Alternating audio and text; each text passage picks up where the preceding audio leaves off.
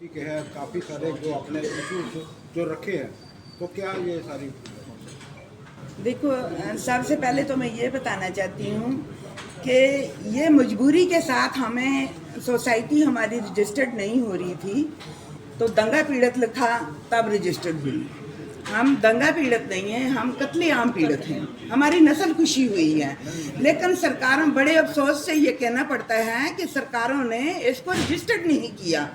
उन्होंने जब दंगा पीड़ित, दंगे तो वो होते हैं जो दोनों तरफ से हों, हमारे दोनों हम दंगे नहीं हुए, हमारा कत्लेआम हुआ है, चलो जो जेनोसाइड हुआ है। लेकिन फिर भी हम ये कहना चाहते हैं कि जब मान सरकार बनी थी, तो जब पहले अकाली सरकार थी, भाजपा अकाली सरकार गठजोड़ था, उन्होंने हमारे कुछ लोगों को मकान दिए, कुछ बूथ दिए।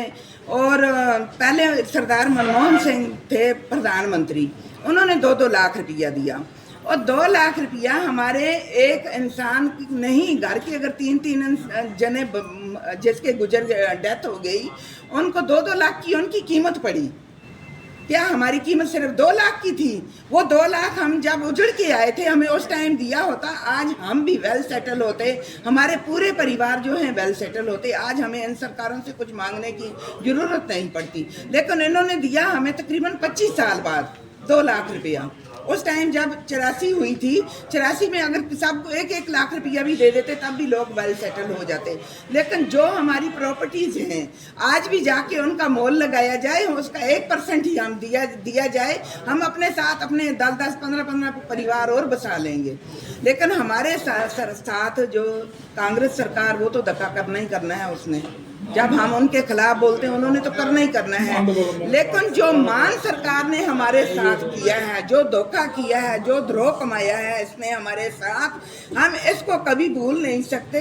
कि ये देखो, एक कहते हैं आम आदमी पार्टी की सरकार, ये कहाँ आम आदमी पार्टी की सरकार है जिसका मुख्यमंत्री 4.25 साल में एक दिन भी उन पीड़ित परिवारों की दुख जानने की इसने कोशिश नहीं की। कि मेरे से ये टाइम मांगते हैं। जब हम चंडीगढ़ गए, हमारी मीटिंग बुलाई गई पहले दिन, जब हम अमृतसर से गए, इन्होंने घड़ीस के हमें, हमारी चुनियाँ कहीं जा रही थी, हमारे कपड़े कहीं से फाट रहे थे, लेकिन इनके पुलिस वालों ने हमें घड़ीस के बसों में डाला।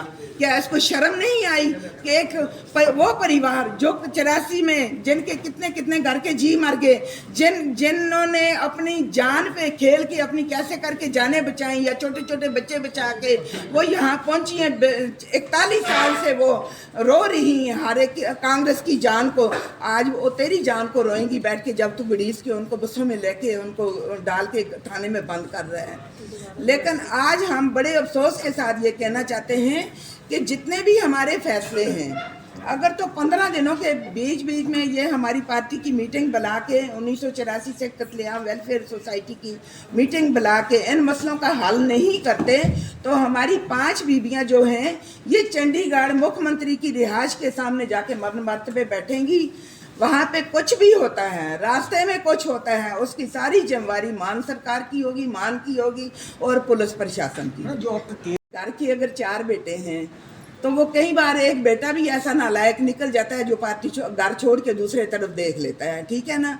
फुल्का साहब ने हमारी मदद की, हमारे केस लड़े, हम उनका धन्यवाद करते हैं। लेकिन आज वो जब भाजपा में चले गए हैं तो उनका सबसे पहले ये फर्ज बनता था अमित शाह जी से ये कहते कि देखो, सबसे पहले मैं आपकी पार्टी तब ज्वाइन करूँगा कि जो 84 के कातिल हैं उनको सजाएं दिवाओ। हम तो और कुछ मांगते ही, हम कोई पैसा नहीं मांगते, कोई घर नहीं मांगते, कुछ भी नहीं हम ये कहते हैं मोदी साहब, जो हमारे कातिल हैं उनको सजा दो, उनको फांसी पे चढ़, कोई एक बंदे को भी फांसी लग जाए ना, हमारे कलेजों पे भी ठंड पड़ जाएगी, हमारे जो जख्म है उन पे मरहम लग जाएगी। लेकिन फुल्का साहब चले गए। मैं आज भी उनसे ये बेनती करती हूँ हाथ जोड़ के कि फुल्का साहब आप चले गए हो, ठीक है, कोई बात नहीं, लेकिन आज भी आप अपना बताते हो कि मेरे घर पे ऐसे हमला हुआ, ऐसे हम बच के गए, ऐसे हम भाजपा का कोई बंदा था उसने हमें बचाया। वो तो चलो जो आप कहते हो, हम कुछ नहीं, उस चीज़ को वो नहीं करना चाहते। लेकिन हम ये कहते हैं कि फुल्का साहब हाथ जोड़ के बेनती है कि आज भी मोदी साहब पे पूरा दबाव डालो, भाजपा पे पूरा दबाव डालो और हमारे जो कातिल हैं उनको सजाएं दिवाओ। और जो पंजाब की सरकार है उसको हम ये कहना चाहते हैं कि ये मुड़ बसावा जो है ये आपने करना है। जो लोग उजड़ के आए हैं इनको आपने रिहाइश का सारा प्रबंध करना है। इनका जो बच्चे पढ़े लिखे हैं उनको नौकरियां देनी पंजाब सरकार का फर्ज बनता है। और जितना भी जो यहाँ के फैसले पहले सरकारों ने किए, high court Haryana high court के फैसले हैं, ये सारे लागू करने पंजाब सरकार का फर्ज बनता है।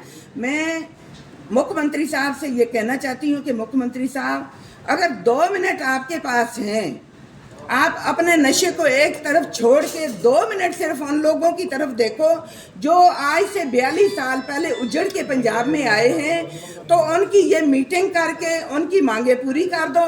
नहीं तो वो 84 की विधवा बीबियां जो हैं 5 तेरे घर के सामने आके मरेंगी, उसकी सारी जिम्मेवारी तेरे ऊपर होगी। और मैं एक चीज और हाथ जोड़ के पूरे पंजाबियों से, जितने भी नानक नाम लेवा पंजाबी हैं, मेरे बहन भाई माएँ बाप जितने भी बुजुर्ग हैं, उन सब से और ख़ास करके नौजवान पीढ़ी से ये कहना चाहती हूँ कि बच्चों, हमारे साथ बहुत बुरा हुआ था।